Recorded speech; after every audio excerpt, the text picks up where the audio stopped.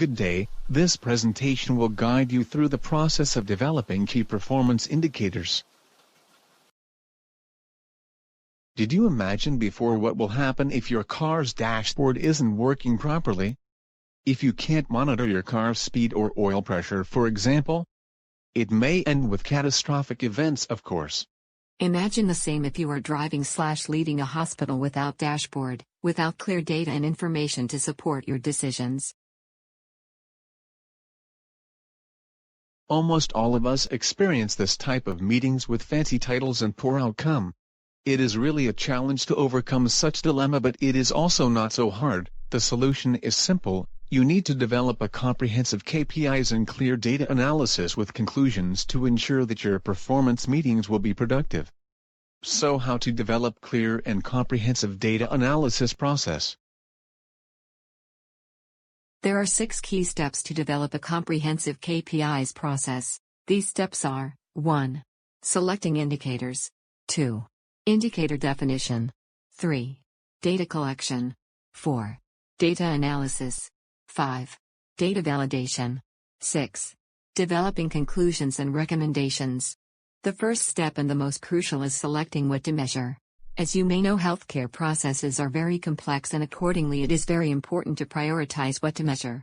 To select what to measure, you need first to know the types of indicators. There are 3 main types. First is structure, including availability of supplies, manpower, medications. Second is process indicators, which measure the process itself, like medical record completion. And third is outcome indicators, which measure the outcomes of processes like mortality rates, patient satisfaction rate.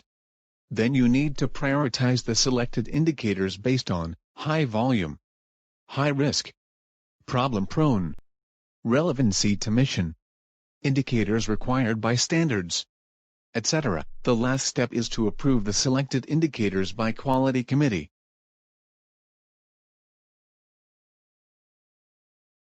Collect the data needed for the indicators measurement. I have no objection. But what to measure exactly? This is exactly what happened when you don't have clear description of indicators, so let's save this poor sailor.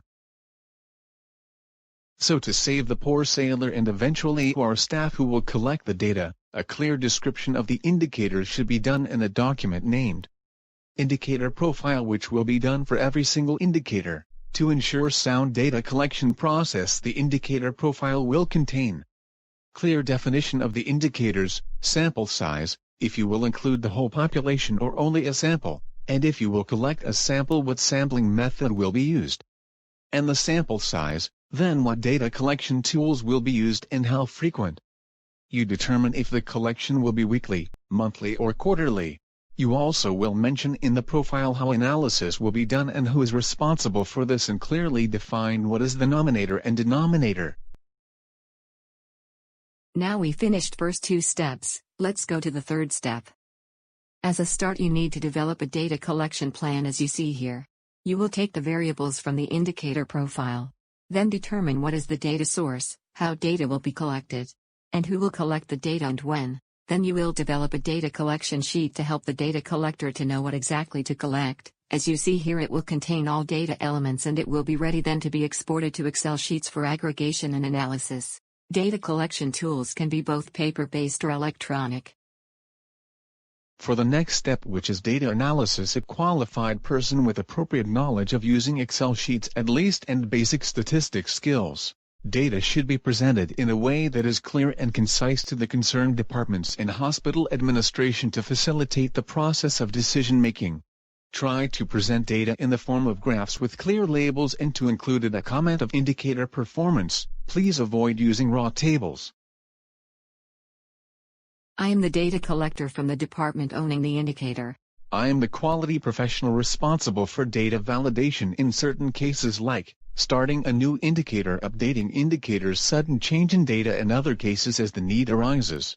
Data validation process will start by taking a sample of the same files reviewed by the first abstractor. Then I will collect the same data using the same data collection tool. Then I will compare the data and accept a discrepancy not more than 10%.